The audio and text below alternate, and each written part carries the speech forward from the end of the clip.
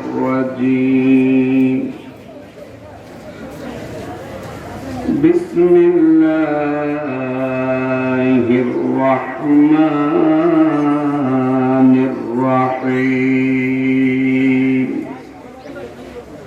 قل إن كنتم تحبون الله فاتبعوني يحببكم الله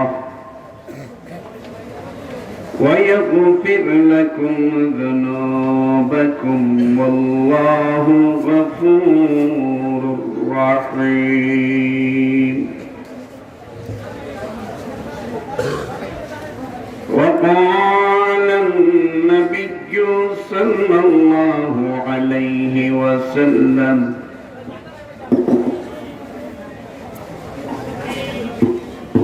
لا يؤمن أحدكم حتى أكون أحب إليه من والده وولده والناس أجمعين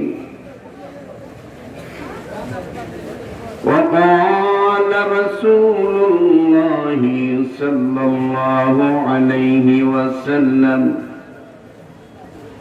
المرء مع من أحب أو كما قال النبي صلى الله عليه وسلم اللهم صل على محمد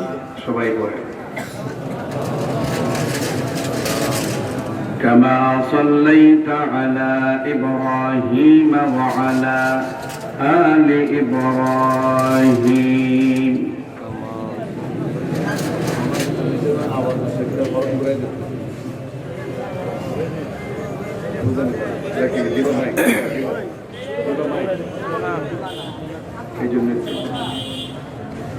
اللهم بارك على محمد وعلى آل محمد كما باركت على إبراهيم وعلى آل إبراهيم إنك حميد مجيد بلغ العلا بكماله كشف الدجى بجماله حسنت جميع خصاله صلوا عليه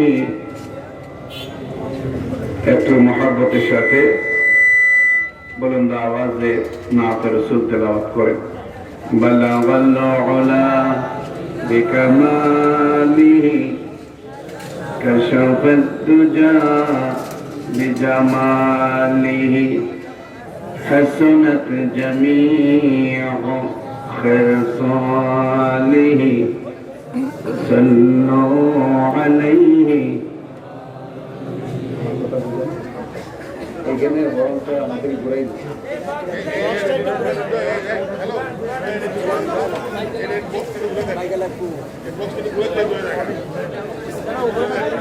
আল আমিন ইসলামী foundation ও যুব সমাজদের উদ্যোগে আয়োজিত আজকের এই বিশাল তাফসীরুল কোরআন মাহফিলের সম্মানিত সভাপতি অত্র এলাকার বিশিষ্ট মুরব্বী বিশিষ্ট ব্যবসায়ী জনাব আলহাজ মুজিবুর রহমান সাহেব, দিগার হযরত উলামায়ে কেরাম, সম্মানিত সুধী মণ্ডলী, সামনে উপস্থিত আমার দিন দরদি মুসলমান ভাইরা, পর্দার আড়ালের নেককার মা ও বোনেরা, মহান আল্লাহ তাআলার দরবারে অগণিত অসংখ্য শুকর আদায় করছি, যিনি দিনের বেলা সালাতুল জুমআ আদায় করার তৌফিক দিলেন। রাতের বেলা পবিত্র কোরআনুল কারীমের এই মুবারক মাহফিলে আমাদেরকে উপস্থিত হওয়ার তৌফিক দিয়েছেন। এজন্য শুকর আদায় করে বলি আলহামদুলিল্লাহ। আর একটু মহব্বতের সাথে বলি আলহামদুলিল্লাহ। এতক্ষণ আপনাদের বাজার মসজিদের সম্মানিত খতিব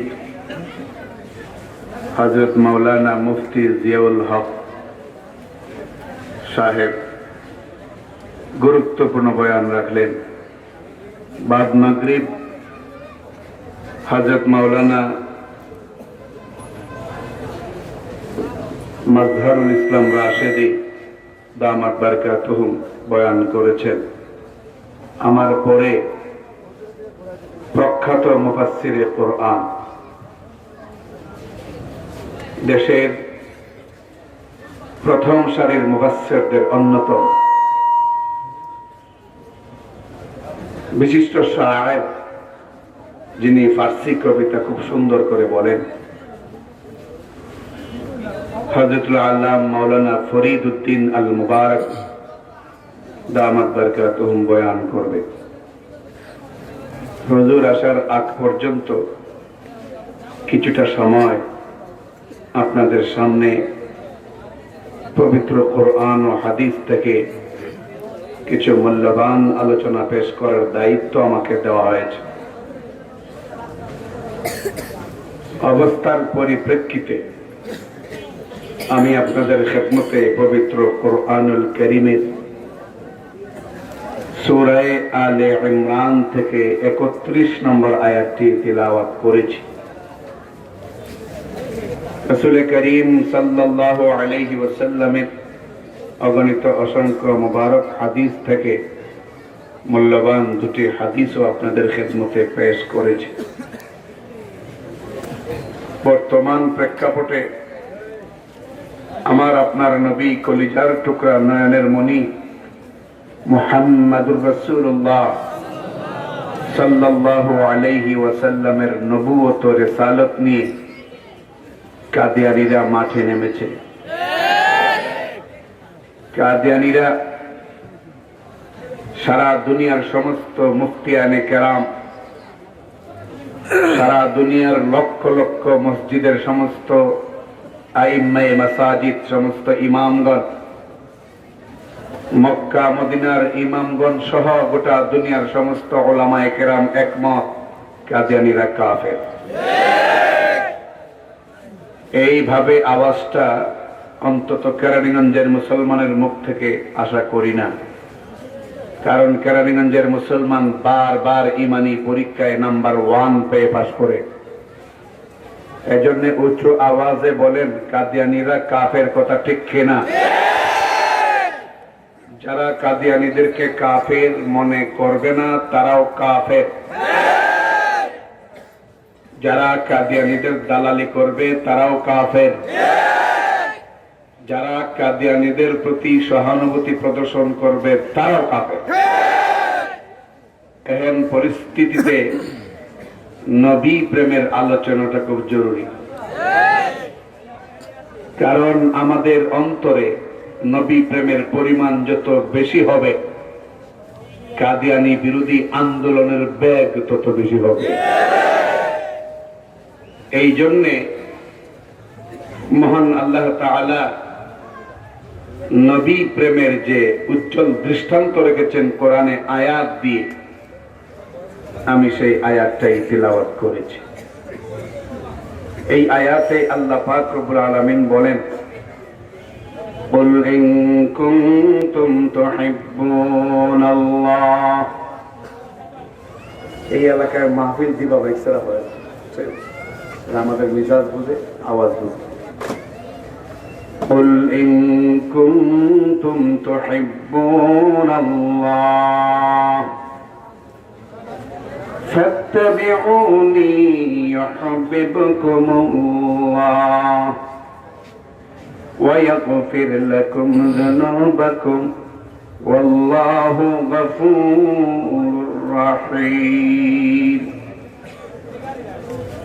আয়াতটা মূলত নাজিল হয়েছিল মুনাফিকদেরকে টার্গেট করে। কিছু মুনাফিক নবীজির ধারে এসে বলতো, ওগো ইসলামের নবী, আমরা আল্লাহকে খুব ভালোবাসি, আল্লাহর ভালোবাসায় আমাদের সারাটা দিন চলে, রাত চলে। নবী তখন বিশ্বাস করে বলতেন, তাহলে এই এই এই এই কাজগুলো করো।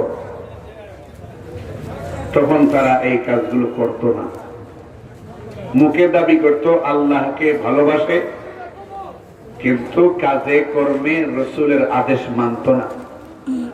তখন আল্লাহ পাক এই আয়াত নাজিল করে বললেন, হে নবী, আপনি বলুন, ইন কুনতুম তুহিব্বুনাল্লাহ,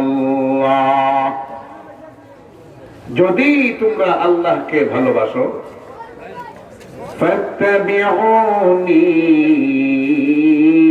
ইউহিব্বুকুমুল্লাহ, তাহলে আমি নবীর অনুসরণ করো। তরজমা বুঝতেছেন নি? তরজমাটা ভালো করে মনে রাখবেন, খুব কাজে লাগবে। যদি আল্লাহকে ভালোবাসো, তাহলে আমি নবীর অনুসরণ করো। আমি নবীর অনুসরণ ছাড়া আল্লাহকে ভালোবাসার কোনো বাইপাস রোড নাই। যদি আমি নবীকে অনুসরণ করো,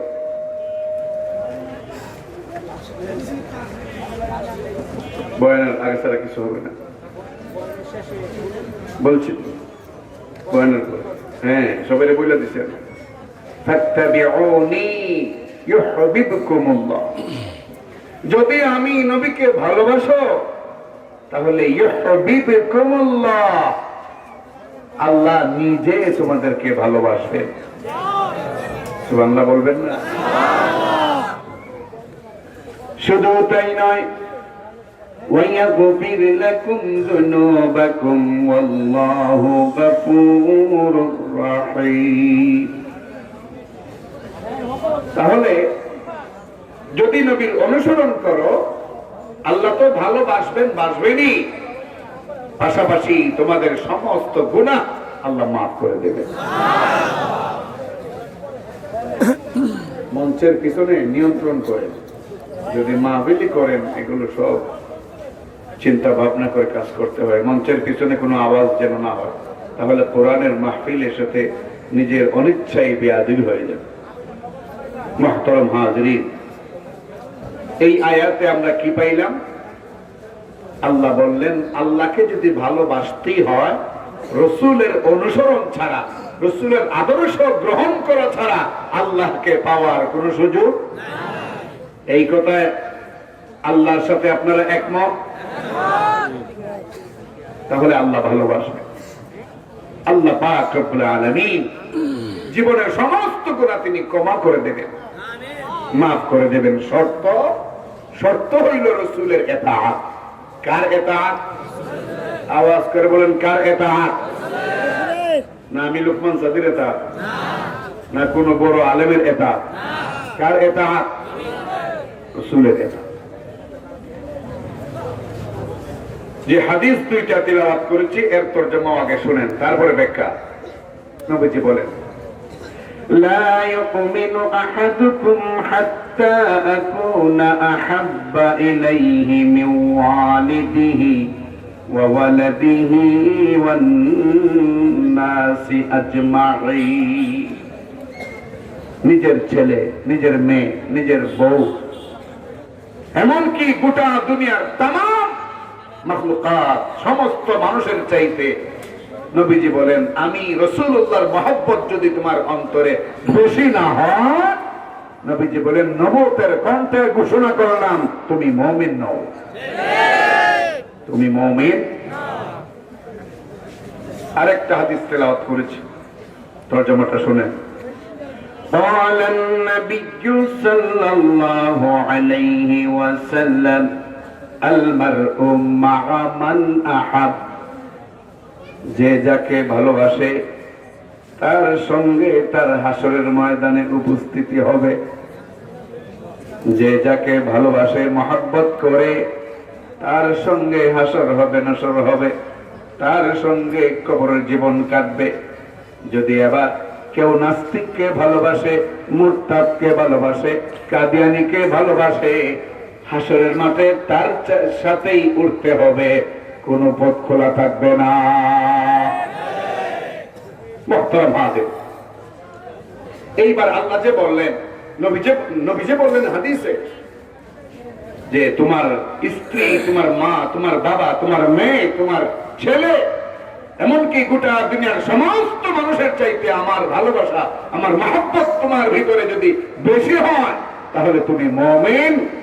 আর না হয় যতই দাবি করো সব ভুয়া, সব ভণ্ডামি, তুমি মুমিন হতে পারবে না। এই যে বললেন, এই ভালোবাসাটা কেমনে পয়দা হয়, এই ভালোবাসাটা কেমনে তৈরি হয়, এই ভালোবাসাটা কেন হয়, কোন কোন কারণে হয়, আগে বোঝার চেষ্টা করি। একজন আরেকজনকে যে ভালোবাসে, কেন ভালোবাসে, কোন কারণে ভালোবাসে, বিষয়টাকে বুঝি, তখনই বুঝে আসবে রসুল প্রেম, নবী প্রেম কিভাবে অন্তরে জায়গা দেওয়া যায়। তাফসীরের কিতাবে উল্লেখ করা হয়, একজন মানুষ আর একজন মানুষকে ভালোবাসে 4 কারণে। কয় কারণে? আওয়াজ করে বলুন, কয় কারণে? 4টা কারণে একজন আরেকজনকে। এই যে আপনারা বসে আছেন, শুক্রবার জুমার সালাত আদায় করেছেন, ছুটি পাইছেন সপ্তাহে 1 দিন, এই মুহূর্তে ঘুমানোর টাইম, আরামসে ঘুমাতেন, বিছানায় শুয়ে শুয়ে কিছুক্ষণ ফেসবুক মোতালা করিয়া এভাবে ঘুমাই দেখতেন, কিন্তু তা না করে এখানে বসে আছে মহব্বতে। 4 কারণের কোন এক কারণ তো অবশ্যই আছে। মুফাসসিরিনে কেরাম বলেন, একজন আরেকজনকে ভালোবাসে বিনা কারণে নয়, বরং কয় কারণে। আর জোরে বলেন, কয় কারণে? 1 নাম্বার কারণ জামাল, সৌন্দর্য। কিসের কারণে?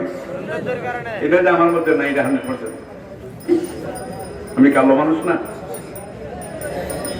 একজন আরেকজনকে ভালোবাসে সৌন্দর্যের কারণে, খুব সুন্দর, ভালোবাসতে বাসতে একেবারে ভ্যালেন্টাইন্স ডে পর্যন্ত পালন করে। একজন আরেকজনকে যেই 4 কারণে ভালোবাসে, তার 2 নাম্বার কারণ কামাল। 2 নাম্বার কারণ কি? আপনাদের বাজারে অনেক কামাল আছে, এই কামাল না। কামাল কি? কামাল মানে গুণ। কামাল মানে কি? গুণের পূর্ণতা। গুণের পূর্ণতা, সুউচ্চ আখলাকের কারণে মানুষ একজন আরেকজনকে ভালোবাসে। 3 নম্বর কারণ কারাবাত। কারাবাত আরবি শব্দ, রক্তের সম্পর্ক। ছেলে আতুর ল্যাংড়া লুলা, এরপরেও বাবা কান্দে করে বাজারে নেয়, কিসের কারণে? নিজের সন্তান, রক্তের সম্পর্ক, ব্লাড কানেকশন, ঠিক কিনা বলে? তো একজন আরেকজনকে ভালোবাসে কয় কারণে? কয় কারণে? 3 নাম্বার কারণ রক্তের সম্পর্ক, আত্মীয়তার বন্ধন। আর 4 নাম্বার হলো ইহসান। 4 নাম্বার, এগুলো মনে রাখবেন, খুব গুরুত্বপূর্ণ কথা। এলোপাতারি ঘন্টার পর ঘন্টা আলোচনা না করে, সাজিয়ে গুছিয়ে অল্প সময় আলোচনা করলে সারা জিন্দগি পরিবর্তন হয়ে যেতে বাধ্য। 4 নম্বর কারণ একজন আরেকজনকে যে ভালোবাসে। 4র্থ নম্বর কারণ হলো ইহসান, অনুগ্রহ, দয়া। আপনি আমাকে 10টা টাকা দিয়া গুলিস্তানের মোড়ে একদিন সাহায্য করলেন। কেমন সাহায্য? কোন মুহূর্তে সাহায্য? আমার পকেট মেরে চুরে সব নিয়ে গেছে, 1টা টাকাও নাই। আমি সদরঘাট আসবো, আমার সাথে আপনার সাক্ষাৎ। আমি বললাম, ভাই এই বিপদে পড়ছি, আপনি 10 টাকা দিয়ে বলেন, হুজুর এটা আপনাকে আমি হাদিয়া দিলাম। হাদিয়া দিলাম, আপনি মেহেরবানি করে বাসে উঠে চলে যান এই টাকা দিয়া। মরণ পর্যন্ত যেখানেই আপনাকে দেখবো, এই ইহসানের কথা আমার অটোমেটিক মনে হয়ে যাবে, আপনার সামনে মাথাটা নত হয়ে যাবে, ঠিক কিনা?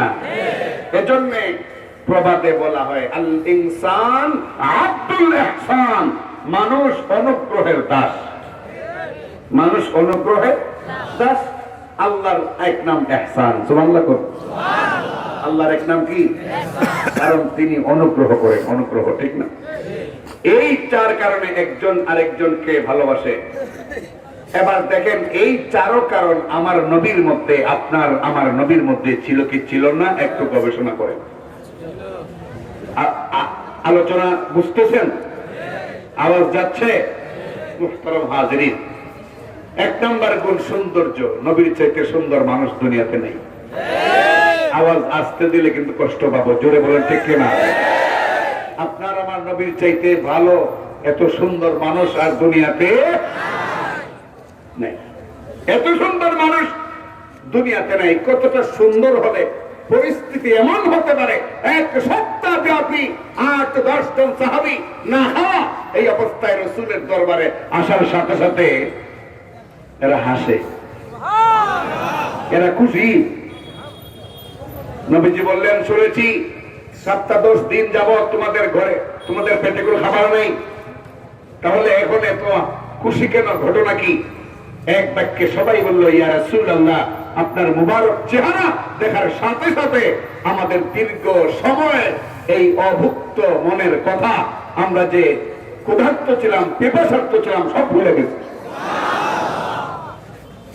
কতটা সুন্দর ছিলেন আপনার আমার নবী, বিশ্ব নবী মুহাম্মদ রাসূলুল্লাহ সাল্লাল্লাহু আলাইহি ওয়াসাল্লাম কতটা সুন্দর ছিলেন।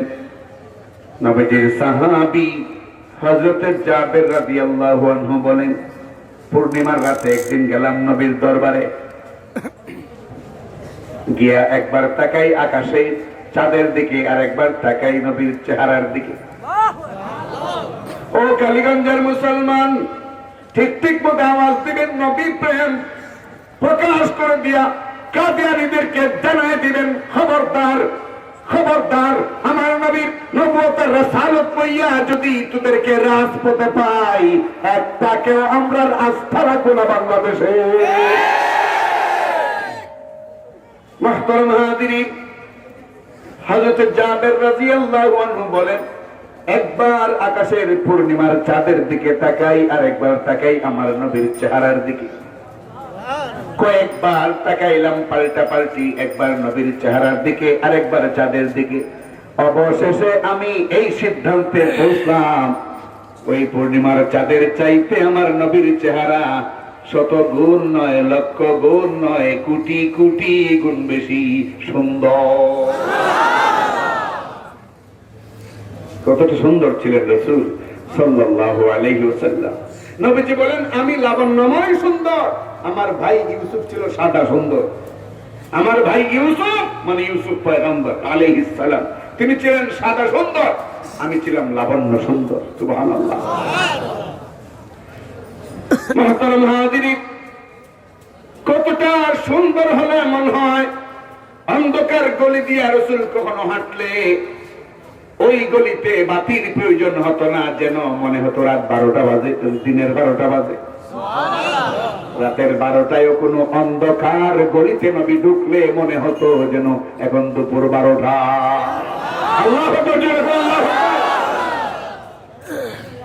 তাহলে উম্মত নবীকে ভালোবাসবে। এই ভালোবাসতে গিয়ে ভালোবাসার যে 4 কারণ, প্রথমটা আসেনি, শুধু আছে না খুব ভালোভাবে আছে। কতটা সুন্দর করে আল্লাহ বানাইলেন শুনেন তাহলে হাদিসের বর্ণনা। নবীজি জন্ম মুবারকের পর খবর পেয়ে আসলেন আব্দুল মুত্তালিব, নবীজির দাদা। আসার পরে আমিনা তার ছেলেটাকে শ্বশুরের কোলে তুলে দিলেন। দাদা দেখে সাথে সাথে মন্তব্য করলেন, হে আমিনা, আমি তো দেশ বিদেশ কম ঘুরি নাই, এত সুন্দর বাচ্চা কোনদিন চোখে দেখি নাই। আমিনা বলেন, আব্বাজি, আমিও জীবনে দেখি নাই, আমিও জীবনে দেখি নাই।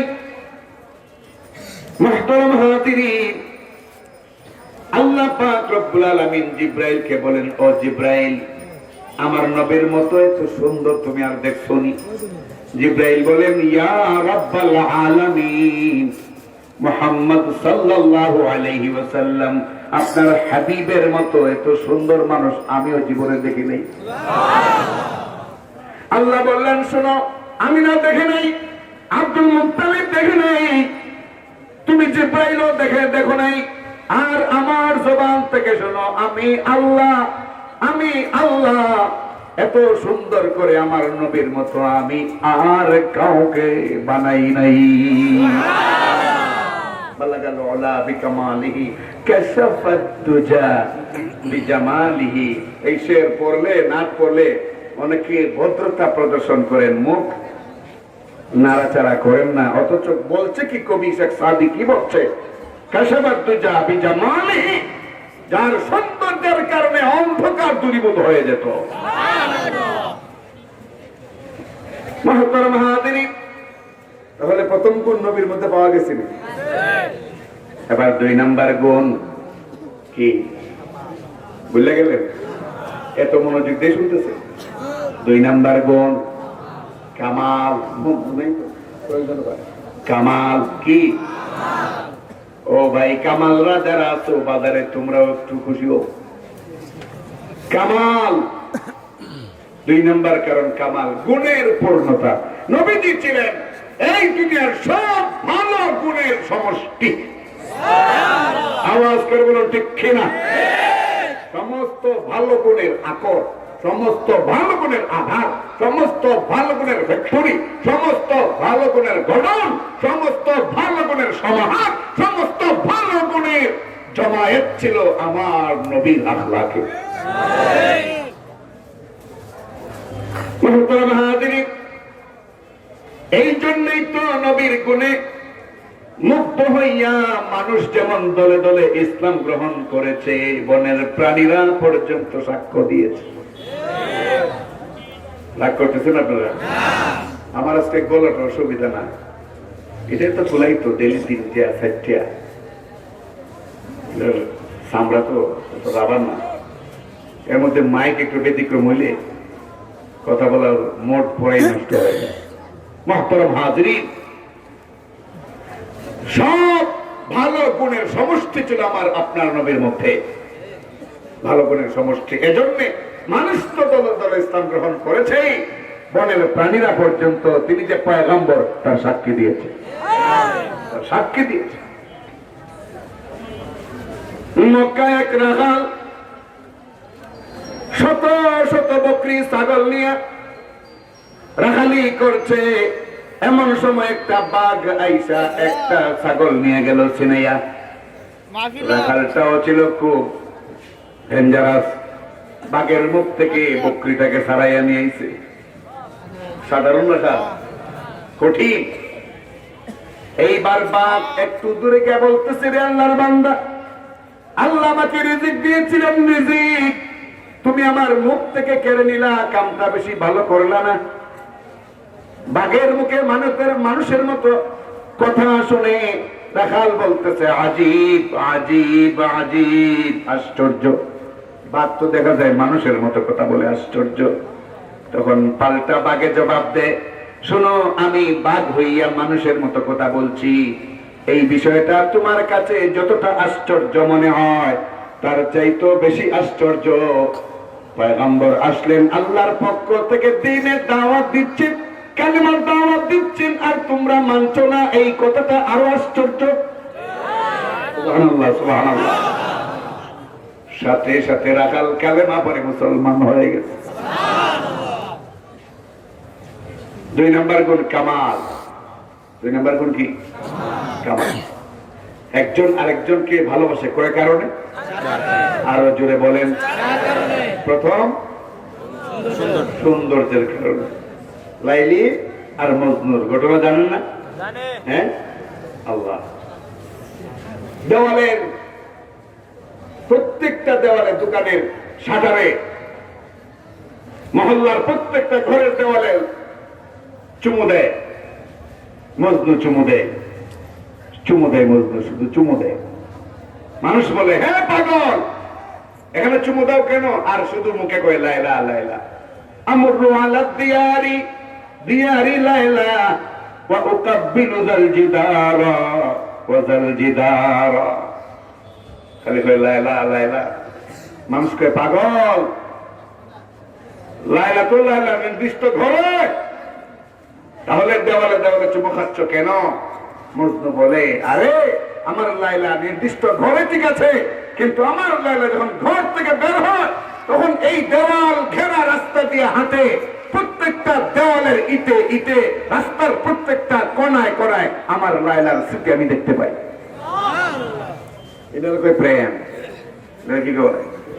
আর এই যুগে প্রেম, স্বার্থে আঘাত লাগলে ডিভোর্স, ঠিক কিনা? আর মানুষের চোখে ধোঁকা দিবার লাগে এই যে আজকের দিবসটা গেছে ভ্যালেন্টাইন্স ডে, বাংলায় তর্জমা করছে বিশ্ব ভালোবাসা দিবস, অথচ শব্দের অর্থ কিন্তু ভালোবাসা শব্দটাই নেই। ইংরেজিতে ভালোবাসা শব্দটা কি? হ্যাঁ, সবাই জানেন দাদা। লাভ না লস? যেটা বলেন লাভ না লস? লাভ। ইংরেজিতে লাভ, বাংলায় বলে ভালোবাসা। তাহলে এবার পড়লো ভ্যালেন্টাইন্স ডে, মানে ভ্যালেন্টাইন্স দিবস, আর বাংলায় তর্জমা করলো বিশ্ব ভালোবাসা দিবস। পুরা বাটপাটি ধরা কিছু ঠিক না? তবে আমার আগে যে উনি বলে গেলেন মুফতি জিয়াউল হক সাহেব, ঘটনা কি সত্য। ভ্যালেন্টাইন একজন খ্রিস্টান পাদ্রীর নাম, চরিত্রহীন লাম্পট লুচ্চা, ও জামালপুরের ডিসি মতো লুচ্চা। তো এই ভ্যালেন্টাইন খ্রিস্টান পাদ্রী এলাকার যত চুকরা চুকরি ছিল, যত নষ্টা চরিত্রহীন যুবক যুবতী ছিল, এদেরকে সে তার আস্তানার মধ্যে জায়গা দিত। জায়গায় দেয়া মদ মাদক যা আছে সব দেয়া করতো, তারা ফুর্তি কর, আমি তোদের অভিভাবক, আমি তোদের মুরব্বী, তোরা ফুর্তি আনন্দ কর, আমার আস্তানায় তোদেরকে কেউ বাধা দিবে না। এলাকার মানুষ যখন খবর পাইল, তখন সবাই ক্রুদ্ধ হইয়া ওই ভ্যালেন্টাইন্সকে মেরে ফেলল। তিনি ইন্তেকাল ফরমাইলেন, মেরে ফেলল। এই মেরে ফেলার পর তার যে মুরিদা আসে কেন জাকিরা, এরা কয় আল্লাহ আমাদের গৌসুল আজম এইভাবে মারিছে, এইভাবে মেরে ফেললো। এখন প্রতি বছর ওই মরণের দিনটা এরা ওই তার নামে নামকরণ করে পালন করে, ভ্যালেন্টাইন্স ডে। এটা মুসলমানের দিবস নয়। এই আওয়াজে ঠিক বললে মুসলমানের সঠিক চিন্তা ভাবনা ফুটে, যে ভ্যালেন্টাইন্স ডে এটা মুসলমানদের দিবস নয়, এটা কাফির মুশরিকদের দিবস। এই দিবসে কোনদিন কোন মুসলমান যুবতী, কোন মুসলমান যুবক ঘূর্ণাক্ষরও এই দিবসকে পালন করতে পারে না। মুহতারাম হাজিরিন, রাসূল সাল্লাল্লাহু আলাইহি ওয়াসাল্লামকে আমরা ভালোবাসবো কারণ তার মধ্যে 4 গুণ আছে। 3 নম্বর গুণ হলো কারাবত। কারাবত মানে কি? সম্পর্ক, আত্মীয়তার সম্পর্ক। নবীজি হলেন আমাদের সবচেয়ে বড় আত্মীয়, সবচেয়ে বড় আত্মীয় হলেন নবী। আল্লাহ নিজেই কোরআনে বলছেন, আন-নাবিয়্যু আউলা বিল মুমিনিনা মিন আনফুসিহিম। সুবহানাল্লাহ। আল্লাহ পাক বলেন নবীজি মুমিনদের কাছে তাদের নিজেদের জানের চাইতেও প্রিয়। কার কথা? আল্লাহ। মুহতারাম হাজিরিন, 4 নম্বর ইহসান। নবীজির কি পরিমাণ ইহসান আমাদের উপরে আছে বয়ান করে কখনো শেষ করা যাবে না।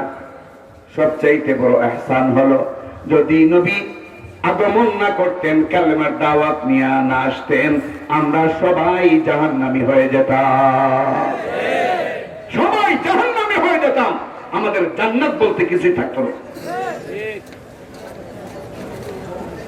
মুহতারাম হাজিরিন, এই জন্য সাহাবায়ে কেরাম নিজের জানের চাইতে নবীকে বেশি ভালোবাসতেন।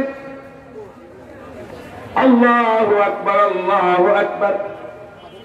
নবীজি একবার ওমরকে বললেন, হে ওমর, আমাকে তুমি কতটা ভালোবাসো একটু বলো। ওমর বললেন, ইয়া রাসূলুল্লাহ, আমি আপনাকে খুব ভালোবাসি। ইল্লা মিন নাফসি, কিন্তু আমার জানের চাইতে বেশি ভালোবাসি, কারণ তারা তো ছিলেন একদম খাঁটি মুমিন, সত্য কথা বলতেন। আর আমরা মুখে বলি তোমারে যে আমার কত ভালো লাগে হুজুর, আপনারা যে কত ভালোবাসি, দুই কদম যাওয়ার পরে কয়ে মোল্লা দাঁড়াও চান্স মধ্যে পাই গেল। ঠিক কিনা বলে মুমিনের কথা? উমর বললেন ইয়া রাসূলুল্লাহ, জানের চাইতে বেশি নয়। নবীজি বললেন পাক্কা মুমিন হতে পারো নাই, তোমার জানের চাইতো যতক্ষণ আমাকে বেশি ভালো না বাসবে ততক্ষণ খাঁটি মুমিন হতে পারবে না। উমর বললেন ইয়া রাসূলুল্লাহ, একটু সময় দেন ভাবি।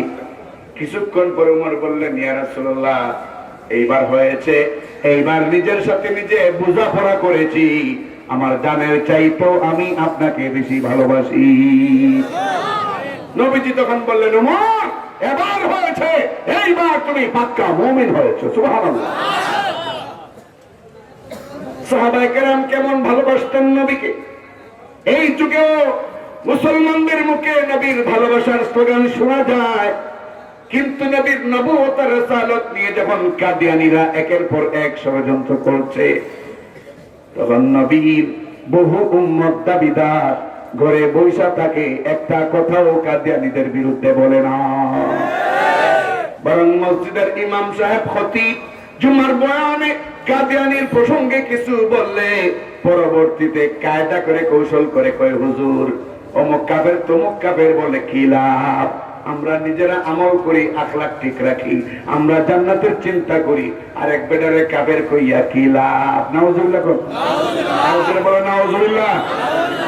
একজন যদি কাফের হয়, সে যদি মুসলমানদেরকে ধোঁকা দেয়, তাহলে অবশ্যই তার প্রতিবাদ করতে হবে। আমরা কি কোনো হিন্দুর বিরুদ্ধে বলি? আমরা কি কোনো খ্রিস্টানের বিরুদ্ধে বলি? আমরা কি কোনো বৌদ্ধের বিরুদ্ধে বলি? কেন বলি না?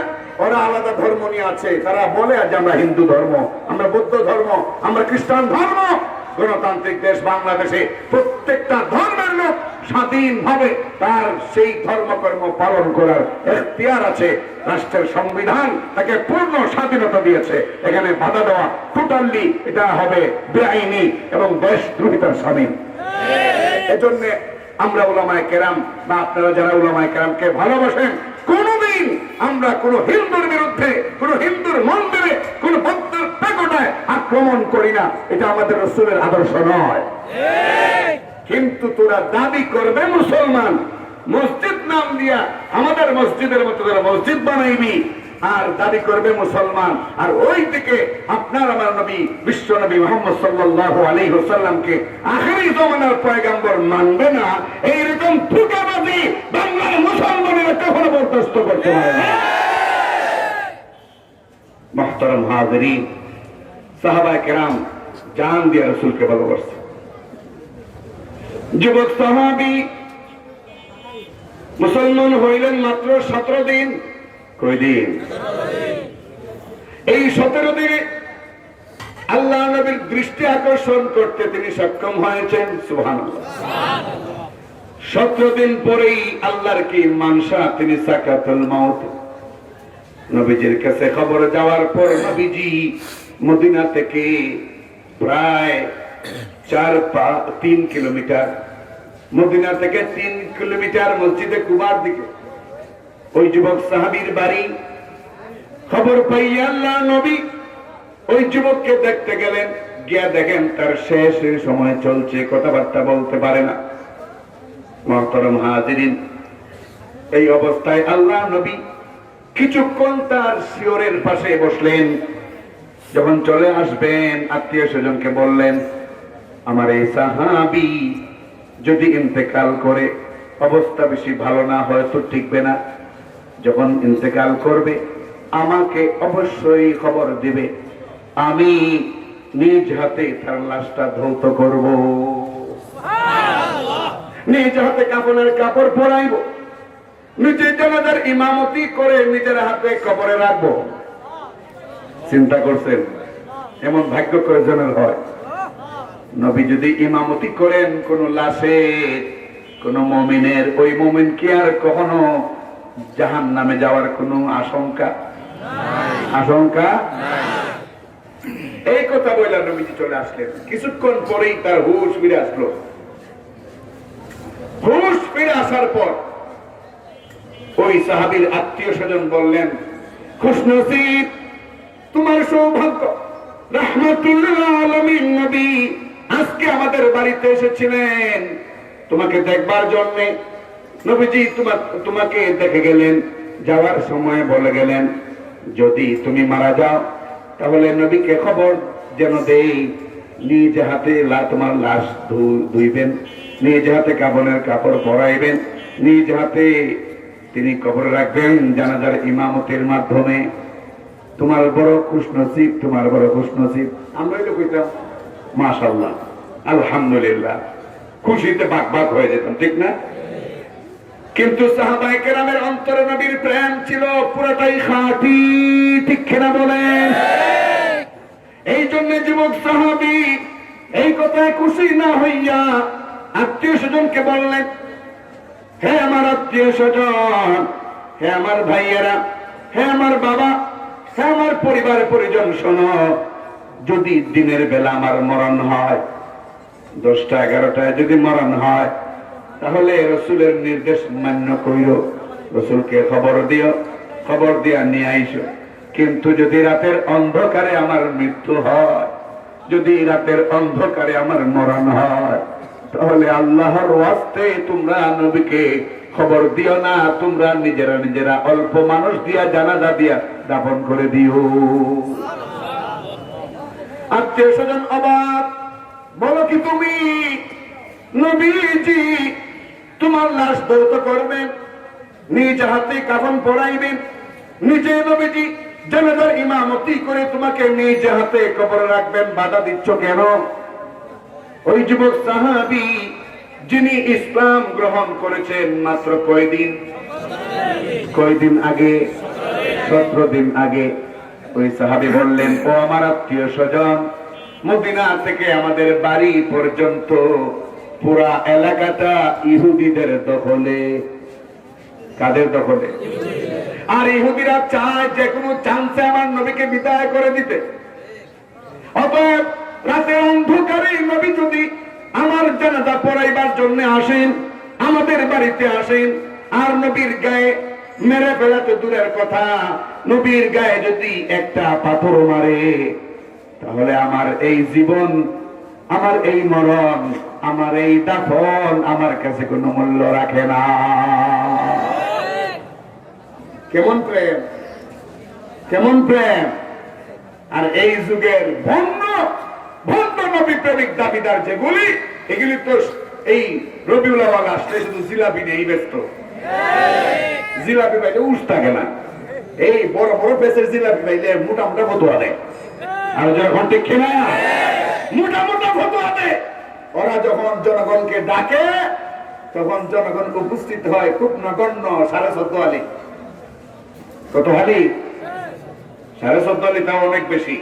আর লম্বা লম্বা ফতোয়া। ফতোয়াবাজি বন্ধ করে দাও, ফতোয়াবাজি চলবে না, মুসলমানদেরকে ভাগ করো না, মুসলমানদের মধ্যে বিভাজন সৃষ্টি করে হয়তো কয়েকটা জিলাপি ভাগে জুটবে, কিন্তু জেনে রাখো জাহান্নামটাও কিন্তু কপালে জুটে যাবে। মুহতারাম হাজিরিন, আত্মীয় স্বজন অবাক, বলে কি আমাদের ছেলে এত প্রেম, তার মধ্যে মাত্র 17 দিন আগে মুসলমান হইল। মুহতারাম হাজিরিন, এই কথাগুলো বলার পরে এই যুবক সাহাবী মারা গেল, ইন্তেকাল করলেন। ওসিয়ত অনুযায়ী আত্মীয় স্বজন সব তাড়াতাড়ি লাশ ধুয়ে কাফন পরাইয়া এরা কয়েকজনের জানাজা দিয়া দাফন করে দিল। পরের দিন গেল নবীজির দরবারে। রাসূল সাল্লাল্লাহু আলাইহি ওয়াসাল্লাম এদেরকে দেখেই দাঁড়ায় গেলেন, দাঁড়ায় বললেন, আমার সাহাবীর কি খবর? কি খবর আমার সাহাবীর? বলো তার শেষ অবস্থা কি? আত্মীয় স্বজন বলল, ইয়া রাসূলুল্লাহ, আপনার ওই সাহাবী তো কালকে রাতেই মারা গেছে। নবীজি বললেন, তাহলে তার দাফন কোন সময়? চলো তার জানাজা পড়ব। আত্মীয় স্বজন কয়, আত্মীয় স্বজন কয় ইয়া রাসূলুল্লাহ আমরা দাফন করে দিছি রাত্রে। নবীজি বলেন তোমাদেরকে বললাম আমি শরীক হব, এরপরে কেন তোমরা আমাকে ডাকলে না? তখন তারা যখন এই ঘটনা খুলে বলল, নবীজি সাথে সাথে রওনা হয়ে গেলেন সাহাবীর বাড়িতে। গিয়া কবরের সামনে দাঁড়ায় বলেন, আল্লাহ এই সাহাবীর উপরে আমি রাজি, কারণ তার অন্তরে এক চুল জায়গাও আমার মহব্বত ছাড়া ছিল না, এই জন্য আমি রাজি। আল্লাহ তুমি নিজেও রাজি হয়ে যাও, তুমি নিজেও আমার এই সাহাবীর উপরে রাজি হয়ে যাও। সুবহানাল্লাহ। উমর রাদিয়াল্লাহু আনহু এই দৃশ্যটা দেখা ওই সাহাবীকে লক্ষ্য করে বলেন, ও সাহাবী, কবরের দিকে আঙ্গুল দিয়া বলেন, ও সাহাবী, আজকে তোর লাশটা না হইয়া আমি উমরের লাশ যদি হইতো এই কবরে, জীবনটা আমার ধন্য হয়ে যেত। এইটার নাম হলো নবী প্রেম। এটার নাম কি? নবী প্রেম। আর দাবিদার যারা ভণ্ড প্রেমিক, নবী প্রেমিক দাবি করে, নবী প্রেমিক, অথচ নবীর দরদ নাই।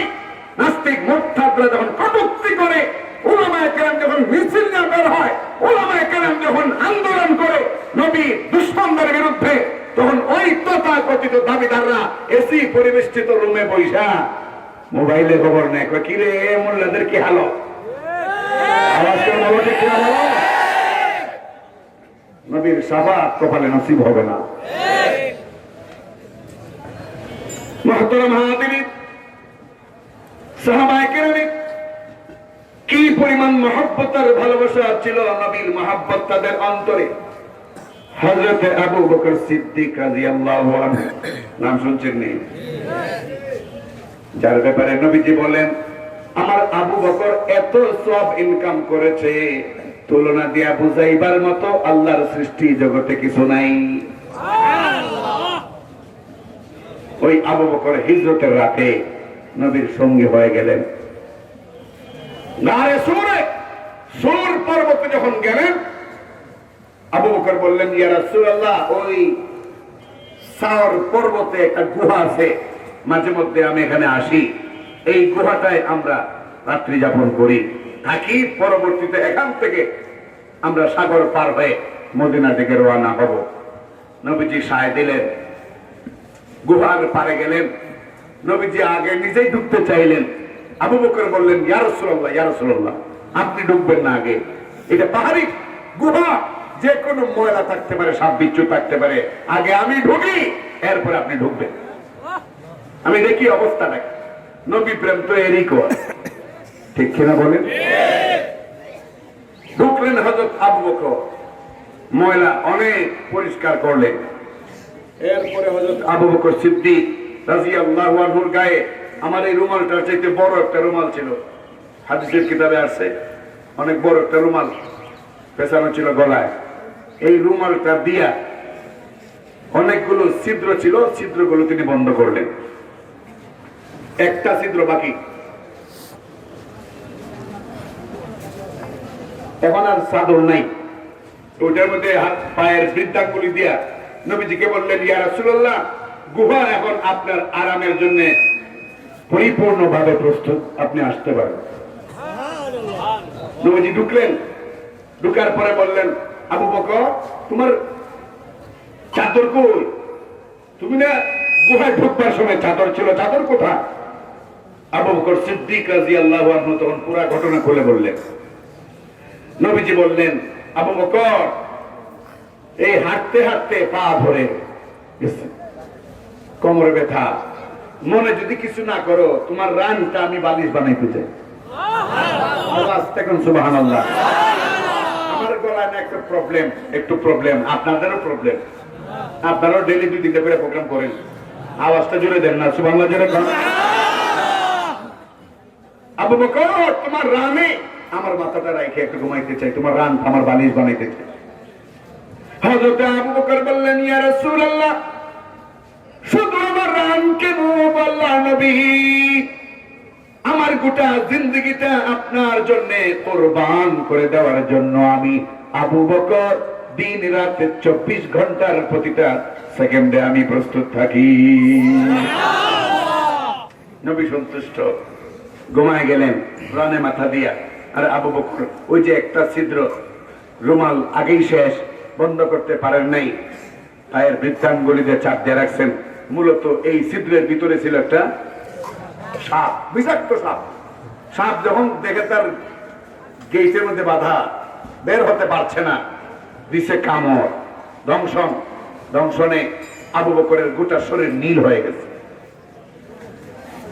কেরানীগঞ্জের মুসলমান খাঁটি আশিক রাসূল কারে কয়, মূলত এইটা বোঝানোর জন্যই ঘটনাটা টান দিয়ে নিয়ে আসলাম। ঘটনা আপনারা সবাই জানেন কম বেশি, কিন্তু যেই জায়গাটায় আমি অ্যাটাক করতে চাই, যেই জায়গাটায় আমি আপনাদেরকে নিয়ে যেতে চাই, সেটা হলো আবু বকর সিদ্দিক রাদিয়াল্লাহু আনহুর গোটা শরীর নীল হয়ে গেছে, বিষে একেবারে বিবর্ণ হয়ে গেছে তার চেহারা। এই অবস্থায় আবু বকর সিদ্দিক রাদিয়াল্লাহু আনহু এক চুল পরিমাণও তার রানটা নাড়াচাড়া করেন না, যদি আল্লাহ নবীর ঘুমে একটু ব্যাঘাত হয়। পারবেননি এমন মহব্বত দেখাইতে? পারবেননি? এই রান মুবারক এত কোটিকে মারান না, যদি আল্লাহ রাসূলের কোনো কষ্ট হয়। সাপে কামড় দিলে অবস্থা কি? কিন্তু মনের অজান্তেই এক ফোঁটা পানি নবীর চেহারার মধ্যে ভরে গেছে। যেই মাত্র রাসূলের পবিত্র চেহারা মুবারকে এক ফোঁটা পানি পড়লো, তখন নবীজি জেগে উঠলেন, বলেন আবু বকর তুমি কাঁদছো, কি ব্যাপার? আবু বকর বললেন, ইয়া রাসূলুল্লাহ, সাপে দংশন করেছে, ওটা শরীর নীল হয়ে গেছে, এজন্য কাঁদছি, বিষের জ্বালা। নবীজি বললেন, আমাকে বলনি কেন? ইয়া রাসূলুল্লাহ, সারাটা রাত আপনি হাঁটছেন, আপনার কষ্ট হয়েছে, আপনার শরীর ক্লান্ত, এই অবস্থায় আরামে একটু ঘুমাইছেন, না হয় আমি একটু বিষ সহ্য করলাম, কিন্তু আপনার ঘুমটা তো আর ভাঙলো না। এইটার নাম নবী প্রেম। এটার নাম কি? আর নবীর দুশমনদের বিরুদ্ধে মিছিলে গেলে ১৪ বার হিসাব করে পুলিশে ধরে কিনা, থানায় যেতে হয় কিনা, ওইটা নবীর প্রেম নয়, সুবিধাবাদী। মুহতারাম হাজিরিন, আল্লাহ নবী তখন হাত তুলে একটা দোয়া দিলেন আবু বকরকে, ওগো আল্লাহ, আজকের এই আচরণে আবু বকরের উপরে আমি খুব সন্তুষ্ট। রব্বুল আলামিন, তোমার কাছে এই সাওর গুহায় আমি তোমার কাছে একটা অ্যাপ্লিকেশন করি, তোমার কাছে একটা দরখাস্ত পেশ করি, আমাকে যে পরিমাণ সম্মান দিবা জান্নাতে আমার জন্য যেমন কক্ষ নির্ধারণ করেছো, আয় আল্লাহ, দয়া করে তুমি আবু বকরকেও আমার মতোই জান্নাতে পজিশন দেয়া দিও। এটা হলো হুব্বে রাসূলের মহব্বত। এই আবু বকরের জীবনী খুঁজে আরো মর্মান্তিক ঘটনা পাওয়া যায় যে মক্কায় তখন মুসলমানদের সংখ্যা মাত্র ৩৯ জন। কতজন? কয়শো মিললে ৩৯ না? ৩৯ যে অবস্থা, যেন কইতেছেন যে ৪০,০০০ মিলে ৩৯ জন। আবু বকর সিদ্দিক সাইয়্যিদুনা রাদিয়াল্লাহু আনহু নবীজির দরবারে এসে বললেন, ইয়া রাসূলুল্লাহ, আপনি একটু অনুমতি দেন, প্রকাশ্যে কাবার সামনে গিয়া কালেমার দাওয়াতটা দিতে চাই। সর্বসাকুল্যে মুসলমানদের সংখ্যা তখন কতজন? আওয়াজ করে বলুন, কতজন? ৩৯ জন। নবীজি বললেন, আবু বকর, আমরা মাত্র ৩৯ জন, আর এরা হাজারে হাজার। এই অবস্থায় প্রকাশ্যে ইসলামের দাওয়াত দেওয়ার মানেই হইল মাইক, ঠিক না? এই ঝুঁকিপূর্ণ কাজে তুমি যাবে কেমনে? এই কথা বলার পরে আবু বকর চুপ হয়ে গেলেন।